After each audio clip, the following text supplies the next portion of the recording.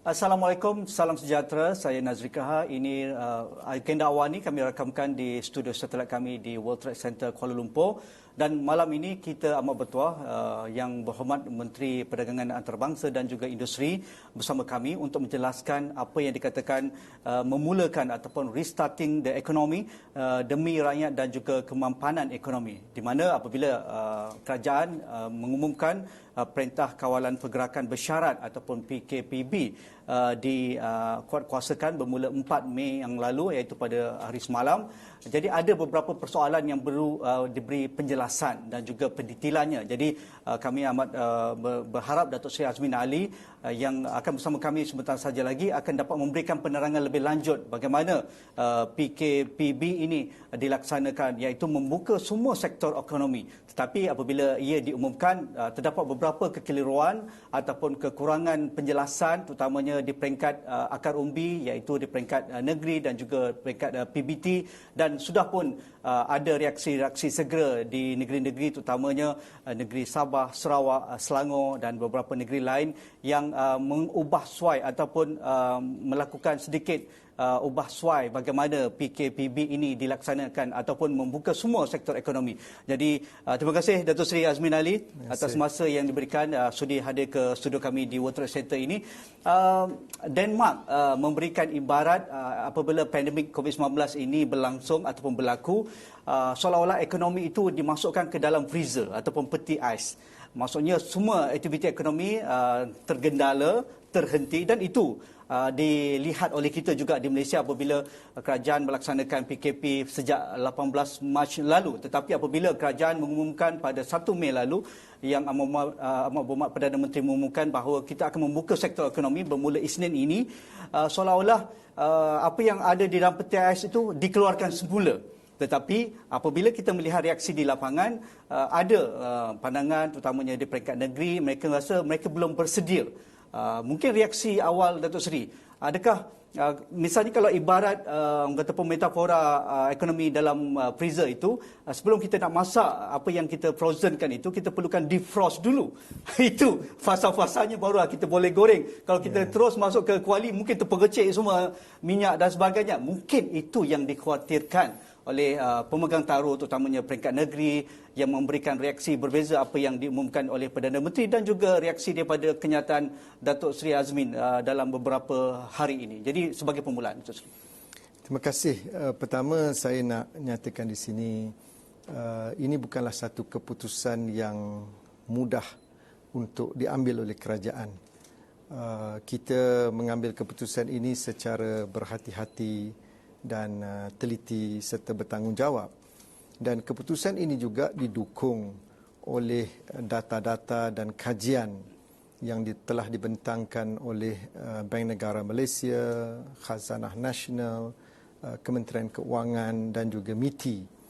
Dan berdasarkan data dan kajian inilah, maka kerajaan telah mengambil keputusan setelah kita melihat kejayaan dalam membendung penularan COVID-19 ini, maka sudah sampai masanya untuk kita mencerdaskan semula dan memulakan aktiviti ekonomi. Dan keputusan ini bukanlah diambil secara tergesa-gesa seperti yang didakwa oleh setengah pihak. Seperti yang saudara sedia maklum, kita memulakan aktiviti ini secara berperingkat. Ketika PKP 1 dan 2, kita hanya tumpukan aktiviti ekonomi yang berteraskan kepada pembekalan makanan dan juga bahan-bahan perubatan. Kerana ini adalah essential goods and services yang diberikan tumpuan dalam tempoh 2 PKP ini. Dan dalam PKP yang ketiga, kita membuka sedikit lagi sektor ekonomi yang melibatkan 8 sektor.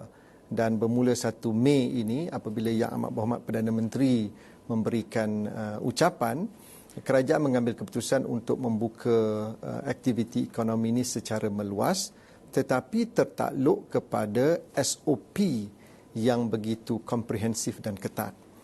Kita juga mendapat maklumat dan penjelasan daripada Kementerian Kesihatan di mana PKP yang kita laksanakan ini bukan untuk tujuan catatkan satu tahap sehingga tidak ada kes COVID langsung. Pandemik ini akan terus berada bersama-sama dengan kita untuk satu tempoh yang panjang selagi kita tidak ada vaksin ataupun penyelesaian yang menyeluruh. Kita terpaksa bersama COVID untuk satu tempoh yang akan datang. Tetapi yang penting ialah bagaimana sistem kesihatan negara kita ini dapat membendung penularan COVID ini. Dan kalau kita melihat kepada kriteria ataupun tanda aras yang telah ditetapkan oleh WHO, ada 6 kriteria yang ditetapkan. Alhamdulillah, Malaysia telah mencatatkan satu kejayaan yang cukup baik dan diiktiraf oleh WHO dalam memenuhi 6 kriteria yang berkenaan, termasuk kawalan pergerakan, kawalan kesihatan, menjaga golongan yang vulnerable ataupun orang yang perlukan bantuan, dan juga menjamin adaptasi kepada kebiasaan baru. Jadi semua ini telah pun diberikan pertimbangan, barulah kerajaan mengambil keputusan untuk memulakan aktiviti ini secara yang lebih luas lagi skopnya. Namun saya juga nak nyatakan di sini, proses ini pun memakan satu tempoh masa yang panjang. Apabila Kementerian MITI dan Keuangan, Khazanah, Bank Negara mengambil keputusan untuk memberikan data-data ini kepada kerajaan, kita mengambil masa yang agak lama. Dan kita melalui proses yang terbuka.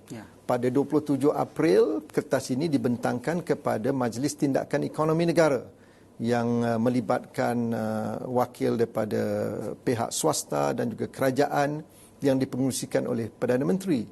Kemudian kertas yang sama kita bentangkan pada 28 April dalam mesyuarat Majlis Keselamatan Negara yang turut melibatkan semua menteri-menteri besar dan ketua-ketua menteri, di mana perbincangan yang panjang lebar, dan semua menteri besar juga telah didedahkan kepada kedudukan ekonomi negara semasa, di mana seperti yang dinyatakan oleh Yang Amat Berhormat Perdana Menteri, sekiranya ada keperluan untuk melanjutkan PKP ini untuk sebulan lagi, KDNK negara akan mengalami kerugian sebanyak 35 bilion ringgit dan menjadikan jumlah keseluruhan kerugian kepada pendapatan negara mencatatkan 98 bilion ringgit.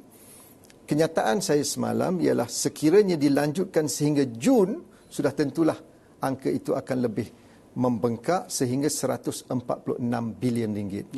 Dan kemudian dalam mesyuarat yang sama dengan wakil kerajaan-kerajaan negeri, kita juga telah menyatakan bahawa satu SOP yang komprehensif dan ketat akan dibekalkan kepada semua kerajaan negeri, dan Yang Amat Berhormat Perdana Menteri menyatakan bahawa kita memberi jaminan SOP ini akan diberikan sebelum penguatkuasaan dasar baru ini pada 4 Mei. Dan kita telah bekalkan pada 2 Mei kepada semua kerajaan-kerajaan negeri. Maksud saya ialah proses itu berjalan secara terbuka, melibatkan semua menteri besar dan ketua menteri, dan kita menyatakan memang kita buat secara berperingkat, bukannya kita membuka secara terus seperti didakwa. Dan kemudian pada 29 April kita melalui proses yang ketiga, iaitu membentangkan dalam mesyuarat Jemaah Menteri.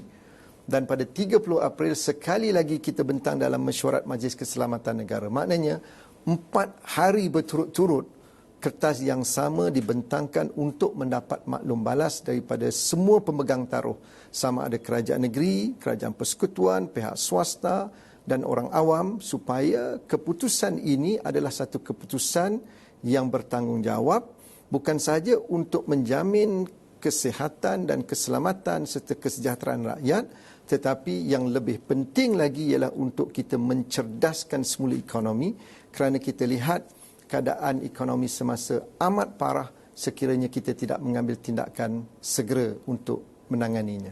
Antara argumen peringkat negeri yang mengatakan bahawa membuka sektor ekonomi semua itu seolah-olah melakukan crash landing, bukan soft landing. Kerana kita perlu lihat realiti di bawah sana bahawa ada ada tempat-tempat yang masih ada titik merah, terutamanya negeri Selangor, kawasan seperti di Johor dan juga beberapa negeri yang lain.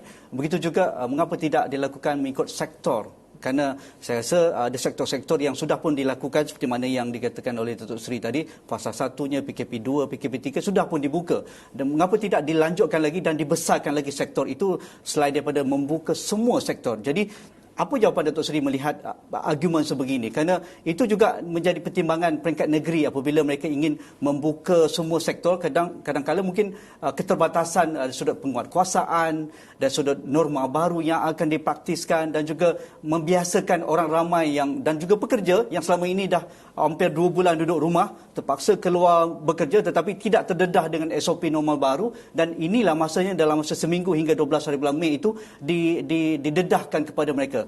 Respon Datuk Seri.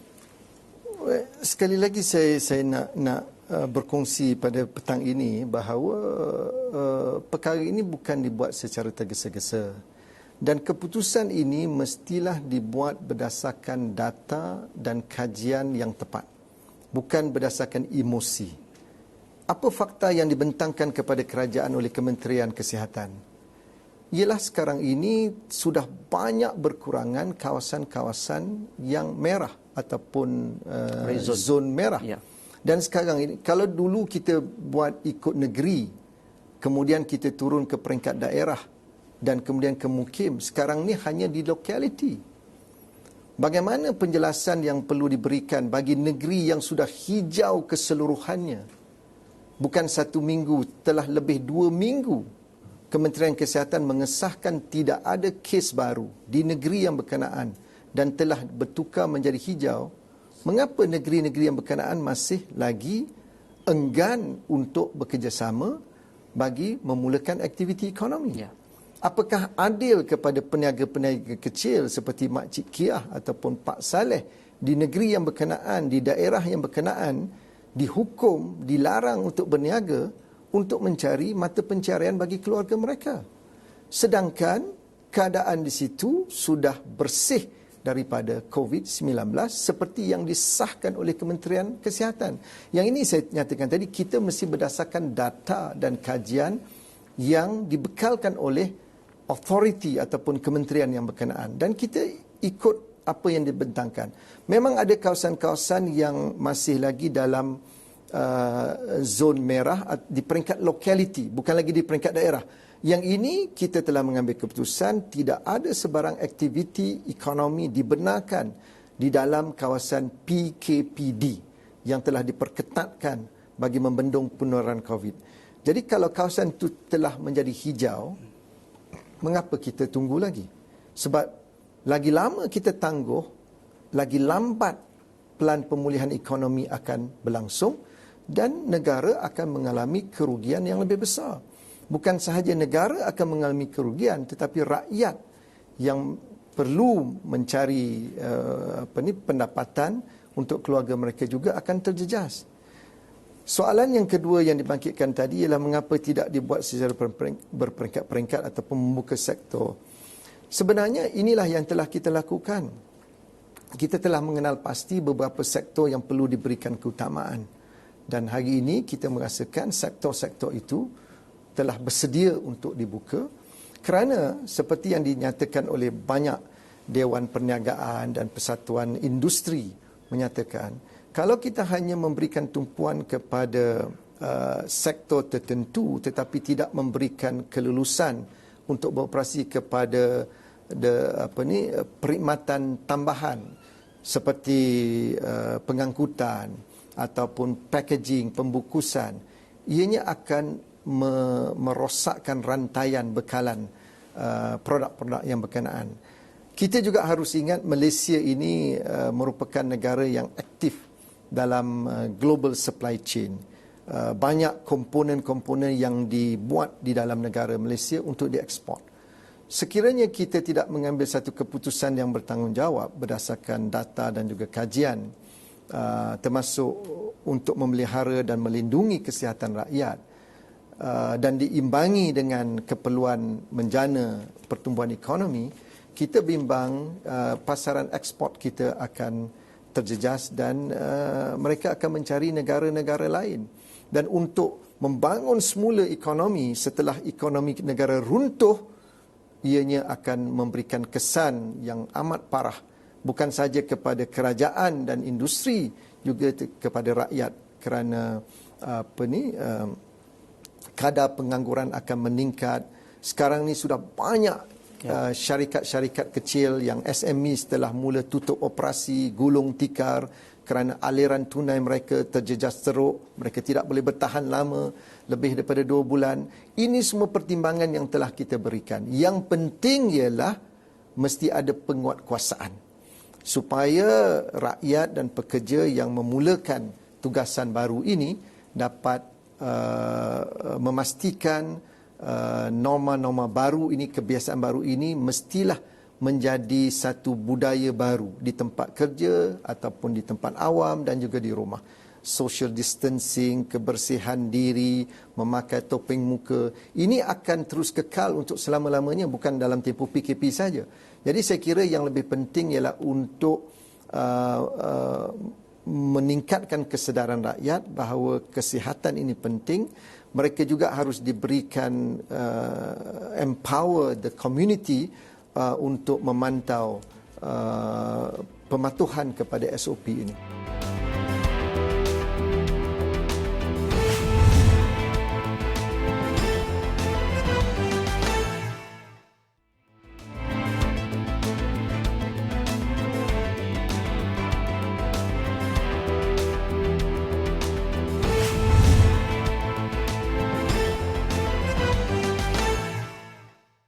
Adakah dengan ingatan Datuk Seri tadi dalam kenyataan sebelum ini bahawa jika pihak industri ataupun pihak peniaga yang tidak dibenarkan beroperasi dalam era PKPB ini, mereka boleh melakukan tindakan undang-undang kepada pihak berkuasa tempatan ataupun peringkat negeri. Jadi adakah itu ingatan yang serius daripada Datuk Seri, daripada BT, daripada pihak kerajaan, ataupun selepas ini perlu ada lebih banyak engagement dengan semua pemegang taruh? Engagement ini satu proses yang berterusan, bukanlah dalam konteks ini dan selesai di situ. Engagement ini akan terus berlaku dan sebelum ini pun bukan pada 28 April saja. Yang Amat Berhormat Perdana Menteri telah mengambil satu pendirian yang cukup positif dan berlapang dada dalam banyak mesyuarat Majlis Keselamatan Negara sebelum 28 ini pun, 28 April yang lalu, memang melibatkan menteri-menteri besar. Kita sedia maklum bahawa engagement dan libat urus ini satu proses yang penting. Sebab itu kita melibatkan wakil kerajaan negeri dalam mesyuarat tersebut dan juga wakil industri dalam mesyuarat Majlis Tindakan Ekonomi dan dalam mesyuarat jemaah menteri, pimpinan kerajaan, supaya semua pemegang taruh ini dapat memahami apakah langkah seterusnya yang perlu diambil oleh kerajaan. Ini bukan satu ugutan, tetapi ini sebagai satu peringatan bahawa kerjasama di antara negeri dan persekutuan itu amat penting dalam mencapai hasrat dan matlamat kita untuk mengimbangi di antara kesihatan rakyat dan juga memulihkan ekonomi negara. Dan kedua-duanya bagi saya tidak ada siapa yang dapat menafikan dua-dua ini amat penting untuk kita memberikan pertimbangan yang bertanggungjawab. Dalam new normal pasca ataupun selepas kita bergerak ke PKPB dan mungkin selepas ini kita akan menamatkan PKP, kita tak tahu bila, apa tumpuan utama di bawah ataupun bidang kuasa MITI dan juga Datuk Seri untuk melihat kita dapat rebound ataupun kita dapat restart ekonomi kita dengan pantas, Datuk Seri? Saya kira pengajaran yang kita belajar daripada musibah ini ialah industri hari ini harus lebih fokus kepada otomasi dan memperluaskan lagi kepada teknologi-teknologi baru, khususnya memberi tumpuan kepada ekonomi digital. Inilah masa depan negara sebenarnya, kerana kalau industri kita masih lagi bergantung kepada tenaga buruh yang keterlaluan, ianya tidak dapat meningkatkan produktiviti negara kita. Sebab itu saya menyarankan kepada industri-industri dalam negara kita, khususnya PKS, dan industri-industri dalam sektor yang lain supaya melihat ruang yang ada pada hari ini untuk meningkatkan keupayaan mereka dalam mendakapi teknologi-teknologi baru. Kita lihat saja dalam tempoh PKP ini, peniaga-peniaga kecil pun sudah mula menjual barangan-barangan yang biasa dibuat jual di tepi jalan melalui e-commerce dan dalam talian, termasuk harum manis daripada Perlis. Sekarang ni boleh dibeli atas talian, tidak perlu lagi kita pergi ke Perlis ataupun mereka terpaksa hantar. Dan ini semua platform-platform yang sedia ada sebenarnya, yang harus dipertingkatkan kemahiran kita untuk berurusan melalui digital economy. Dalam Majlis Tindakan Ekonomi Negara, adakah kita kerajaan mempunyai political will untuk benar-benar orang kata pun mengurangkan kebergantungan kita kepada tenaga buruh asing yang begitu ramai, tenaga buruh yang tiada berkemahiran? Kerana naratif ini bukan perkara baru. Hampir 2-3 dekad lalu kita sudah pun memulakan bahawa kita perlu ke otomasi, pendigitalan dan sebagainya. Tetapi mengapa inilah era yang paling penting untuk kita buat keputusan yang paling bijak untuk kita bersedia melompat lebih tinggi, restart ekonomi menggunakan cara yang terbaik untuk kita mengurangkan kebergantungan kita kepada buruh asing itu? Adakah kita ada political will untuk buat? Bagi saya, kalau kita tidak mengambil peluang ini, negara mungkin akan ketinggalan. Kalau kita lihat kesan daripada pandemik COVID-19 ini, ianya memberikan kesan yang besar kepada ekonomi global, bukan saja kepada Malaysia tetapi kepada seluruh dunia. Maka Malaysia harus mengambil satu langkah yang lebih pantas untuk berada di hadapan dalam menangani keadaan ekonomi global pada hari ini. Kita alhamdulillah telah diiktiraf sebagai salah sebuah negara yang mempunyai sistem kesihatan yang terbaik dalam menangani COVID-19. Ini diiktiraf oleh banyak badan antarabangsa termasuk WHO. Maka apabila kita telah berjaya membuktikan bahawa sistem kesihatan kita berada pada tahap yang memuaskan, saya kira ini masa yang terbaik untuk kita segera memulihkan dan mencerdaskan ekonomi dengan pendekatan-pendekatan baru. Hari ini kita sedia maklum pasaran ekspor pastinya terjejas kerana kita terlalu bergantung kepada bahan-bahan yang kita ada di dalam negara ini untuk diekspor dengan begitu mudah. Sepatutnya atau bahan-bahan mentah ini kita tingkatkan nilainya dan tingkatkan keupayaan domestic economy dalam negara sebelum kita ekspor, maka nilainya lebih baik kalau kita lakukan sedemikian. Jadi untuk melakukan itu kita perlukan teknologi-teknologi baru seperti IoT, Internet of Things dan robotik, automation. Yang ini memang diberi tumpuan dalam Majlis Tindakan Ekonomi Negara, dan dalam perbincangan kita baru-baru ini pun kita telah meminta MDEC sebagai contoh. Semalam juga saya telah mengadakan perbincangan panjang dengan MDEC kerana banyak service providers yang bertaraf antarabangsa sekarang berminat untuk meletakkan satu pelaburan yang besar dalam negara Malaysia dalam masa yang terdekat, dan kita sedang mencari pendekatan-pendekatan bagaimana kita boleh menarik lebih ramai lagi pelabur-pelabur dalam teknologi tinggi untuk meningkatkan produktiviti dalam negara kita. Itu antara sektor tumpuan dalam kita memberikan tumpuan memulakan ekonomi kita.